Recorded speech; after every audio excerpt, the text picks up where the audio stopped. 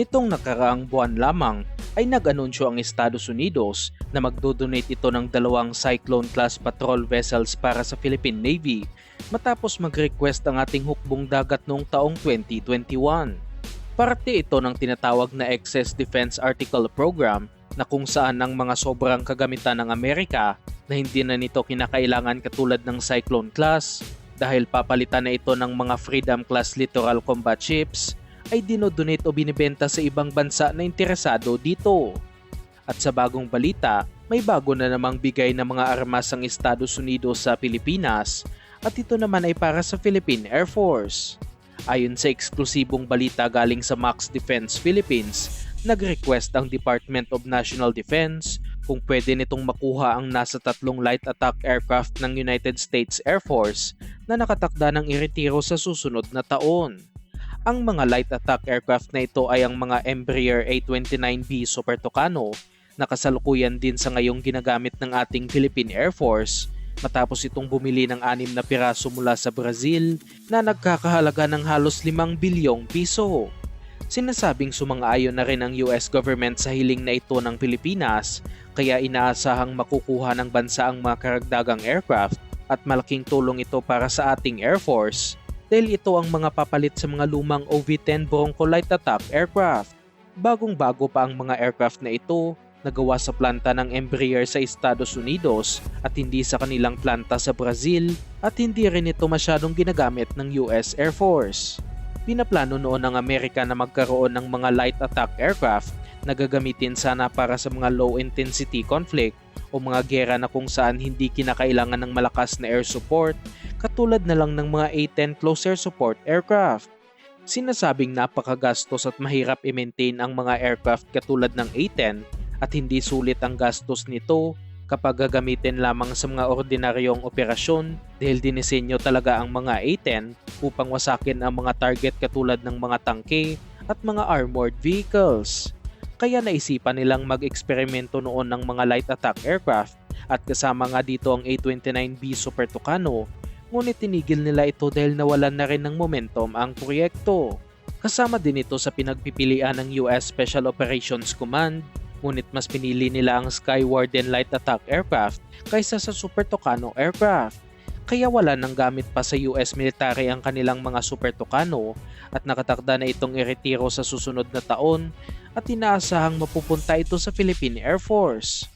Mas upgraded din ang mga A-29 na ito kumpara sa kasalukuyang ginagamit ng ating Air Force dahil mayroon itong forward look infrared turret na ginagamit upang mag-monitor ng isang target sa malayuan at mayroon pa itong armor plating sa cockpit at pati na rin malapit sa engine bay ng eroplano.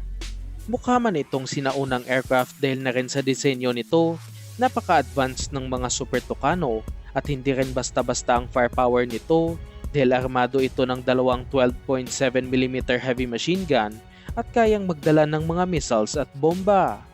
Wala pang opisyal na pahayag tungkol sa pag-transfer, ngunit inaasahan ding matutuloy ito dahil sa mas lumalaking military assistance ng Amerika sa Pilipinas. At sa isa pang balita, makakatanggap naman ang pangatlo nitong Cessna C208B Grand Caravan Surveillance Aircraft ang Philippine Air Force na parte pa rin ng military assistance ng Amerika sa Pilipinas. Unang na-deliver ang dalawang aircraft noong taong 2017 at inaasahang makakarating naman ang pangatlong aircraft ngayong Hulyo ngayong taon na magiging malaking tulong sa patrol missions ng Philippine Air Force. Kasalukuyang ginagamit ng Philippine Air Force ang ganitong eroplano sa kanilang maritime patrol mission sa exclusive economic zone ng Pilipinas, lalong-lalo na sa West Philippine Sea na kung saan maraming Chinese vessels ang namataan doon. Pansamantalang patrol aircraft lamang ito ng ating Air Force dahil kasalukuyang nasa proseso sila sa pagbili ng mga long-range patrol aircraft na nagkakahalaga ng halos 6 na bilyong piso at ang offer ng bansang Israel ang nangunguna ngayon sa proyekto. Tinatarget ng hukbong sinatahan na makakuha pa ng 8 Grand Caravan Surveillance Aircraft at nasa proseso na rin ito na makakuha ng ika-4 na eroplano.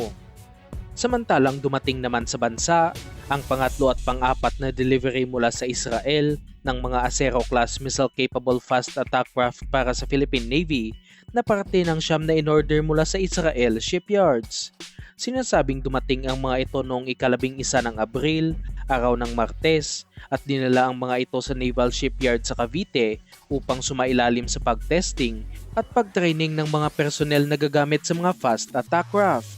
At base sa mga larawan, hindi pa ito kasama sa 4 sa 9 na mga units na lalagyan ng mga NLAWS missile launchers na ikakabit sa likod ng bawat fast attack craft. Inaasahang makukumpleto ang delivery ng 9 na attack craft sa susunod na taon at pinaplano pa ng Navy na bumili ng karagdagang 15 units nito upang makumpleto ang kanilang pinaplano na Combat Littoral Force. Nagkakahalaga ang 9 na fast attack craft ng 10 billion pesos, kaya kapag dadagdagan pa ito ng 15 ay malaki-laki ang kinakailangang pondo para dito, ngunit inaasahan din na sa taong 2024 ay mag-uumpisa ang paggawa sa mga attack craft sa Naval Shipyard sa Cavite, kaya kung plano man ng Navy na magdagdag ay mas makakamura sila sa gastos dahil dito na sa Pilipinas gagawin ang mga fast attack craft. Ang mga Acero class ay binili ng Philippine Navy upang pumalit sa mga Tomas Batilio class patrol craft na matagal na ring niretiro sa serbisyo. Tinaguri ang mga exclusive economic zone protector ang mga Acero class dahil binili ang mga ito upang magbantay sa EEZ ng bansa sa kabila ng patuloy na paglaki ng presensya ng Chinese vessels. Umaasa tayong magtutuloy-tuloy ang magagandang balita na ito para sa ating hukbong sandatahan at inaasahan din na marami pang proyekto ng Army, Navy at Air Force ang uusad ngayong taon at magandang sinyalis ito sa modernisasyon ng ating hukbong sandatahan.